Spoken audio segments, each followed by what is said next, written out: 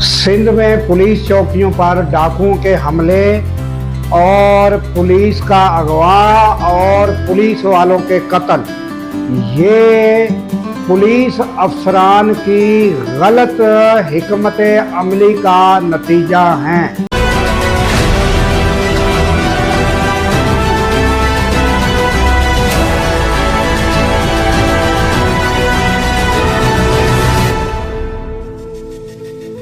अस्सलाम वालेकुम, मैं हूं अब्दुल गफ्फार।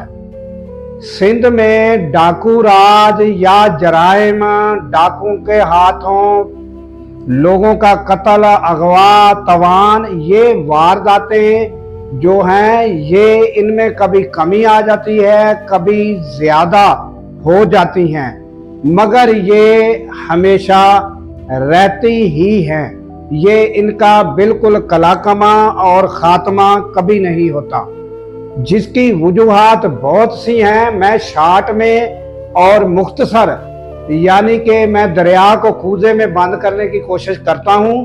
और पहले तो मैं ये इनका खात्मा या जराइम में कमी क्यों नहीं आती, क्योंकि ये हमारा जो पुलिस का इन्वेस्टिगेशन निज़ाम, पुलिस में करप्शन, फर्स्ट स्टेप ये, और उसके बाद सेकंड स्टेप है अदालतों से देर पा इंसाफ।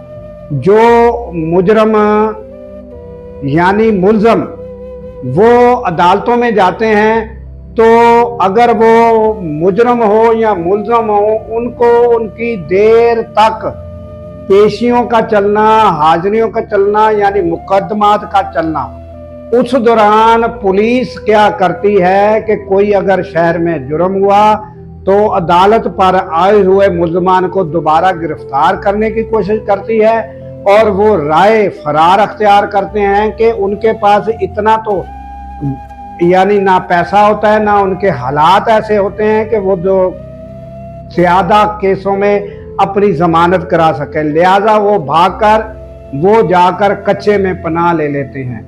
इस तरह जो पहले से मौजूद डाकू कच्चे में मौजूद होते हैं वो उनको वेलकम करते हैं, और भेजने वाले कौन होते हैं? ये जो हमारा फरसूदा निज़ाम है, और उसी की वजह से नए डाकू पैदा होते रहते हैं। ये तो था शार्ट में जो मैंने बताया, अगर तफसीलात बताएं तो वो बहुत सी हैं। ये था शार्ट जो बात। अब आ जाइए जो गुज़श्ता रोज जो पुलिस चौकी पर हमला हुआ और उसके नतीजे में पुलिस एहलकार एक जो है वो शहीद हो गया और वो दो को अगवा कर ले गए। ये डाकुओं की जहां अमाज गाहें हैं, वहां एक एरिया है कच्चो भिंडी, वहां एक पिकट पर शाली सियाल जो है उन्हें कत्ल कर दिया गया डाकुओं ने। मोहम्मद खान गबोल और कैसर कलोड़ो को वो डाकू जो हैं वो अगवा करके ले गए, और ये मैं आपको पिकट भी दिखाता हूँ, और ये जो जहाँ वो पिकट पर मौजूद होते हैं उस पिकट की मैं हालत भी दिखाता हूँ। और उसके बाद आप ये देखें कि पुलिस के पास जो जदीद असला होता है, वो जदीद राइफल्स जो हैं, जदीद गन्ने तो हैं उनके पास मौजूद, मगर उनके पास गोलियां जो हैं वो कम तादाद में होती हैं। कभी भी आपको पुलिस के जो अफसरान हैं वहां पर विजिट नहीं करेंगे। विजिट करके वहां पर आपको कभी भी वो उस जहां पिकट पर उन पर हमला हुआ है वहां जाकर आपको वो दिखाएंगे नहीं कि हमने इनको कितना वहां असला प्रोवाइड किया है और इनके पास कितनी गोलियां वहां मौजूद हैं। ये आपको चौकी पर ये कभी नहीं दिखाएंगे,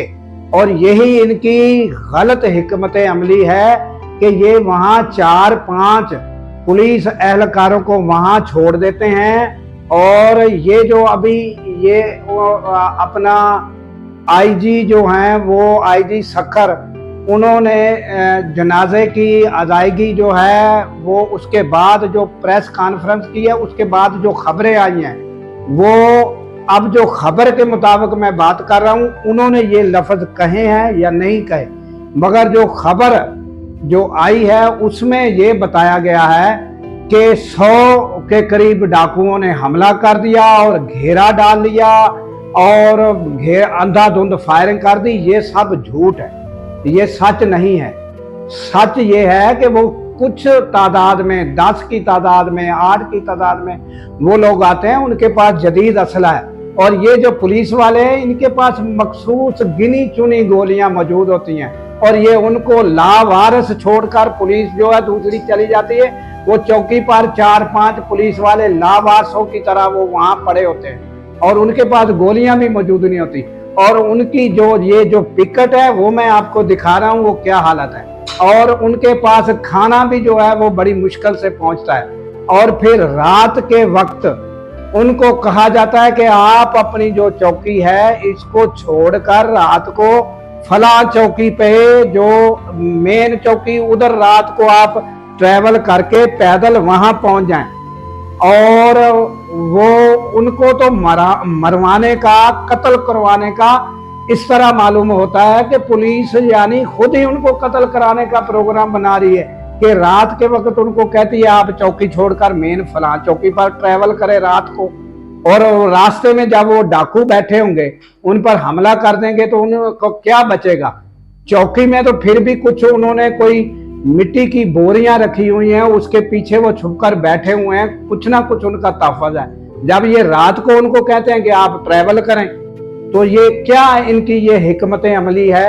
और इसी का नतीजा है नाजरीन के ये पहले भी पुलिस एहलकार शहीद होते रहे हैं। ये पुलिस की कारकर्दगी पर मुझे कोई शक नहीं है, मुझे एसपी की कारकर्दगी पर कोई शक नहीं है, मुझे आईजी की कारकर्दगी पर कोई शक नहीं है। और मैं ये बताना चाहता हूँ कि पुलिस है तो हम लोग शहरों में अमन से सोते हैं और कुछ अमन अमान है। मगर ये जो सूरत हाल अब ये पुलिस एहलकार या वहाँ जो ऑपरेशन है उसकी सूरत हाल मैं बताना चाहता हूँ कि ये गलत हिकमत अमली पहले भी होती रही है और पहले भी पुलिस एहलकार अगवा होते रहे और वो उनको कत्ल भी किया जाता रहा। तो ये अपनी स्ट्रेटजी जो है ना पुलिस उसको तब्दील करे और उसके अलावा जो है वो जो ऊपर से फंड मिलता है उसको बेहतर तरीके से जो है वो पुलिस तक पहुंचे और बेहतर तरीके से निगरानी के साथ जो है वो खर्च हो।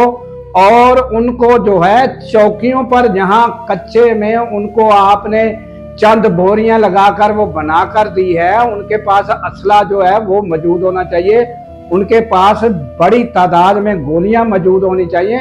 बल्कि आप देखें, मैं ये दिखा रहा हूँ वीडियो में, आप बैक पर ये देख रहे होंगे कि डाकुओं के पास किस तरह का असला है और उनके पास जदीद से जदीद और कितना हैवी यानी कि बहुत बड़ी यानी बख्तर बंद को तबाह करने के उनके पास आलात मौजूद हैं। और ये उनको चंद बोरियां रखकर एक यानी 2-4 पुलिस वालों को रात भर उधर छोड़ देते हैं मरने के लिए। ये स्ट्रेटजी इसको चेंज करने की जरूरत है। तो ये जो ताज़ा तरीन जो सूरत हाल हुई है और उस पे जो है वो मैंने आपके सामने ये सारा कुछ रखा है। और ये जो अफसोसनाक वाकया हुआ है और उस पर यानी कि बताया गया कि चंद रोज कबल एक यानी कि डाकू था जो सुंदरानी कबीले का, वो उसको जो है वो यानी पुलिस मुकाबले में मारा गया। उसके नतीजे में इस तरह हुआ है। और जब हम डाकुओं से मुकाबला करेंगे और फिर इधर से भी जो है वो तो यानी कि पुलिस की शहादतें भी होंगी। तो ये आईजी साहब का बयान जो यानी खबर में जो है वो उसको मैं बता रहा हूँ। तो मेरा कहने का मकसद ये है कि अगर आप डाकुओं के साथ मुकाबले में यानी कि उधर से भी फायरिंग हो रही हो, इधर से भी पुलिस की फायरिंग हो रही हो और उसमें अगर शहादत हो जाती है तो वो अलग बात है। और इस तरह चौकियों से लावारिस उनको छोड़ देना चौकियों पर और वो उनको अगवा करके ले जाए, तो ये आपकी अफसरान की गलत हिकमत अमली का नतीजा है।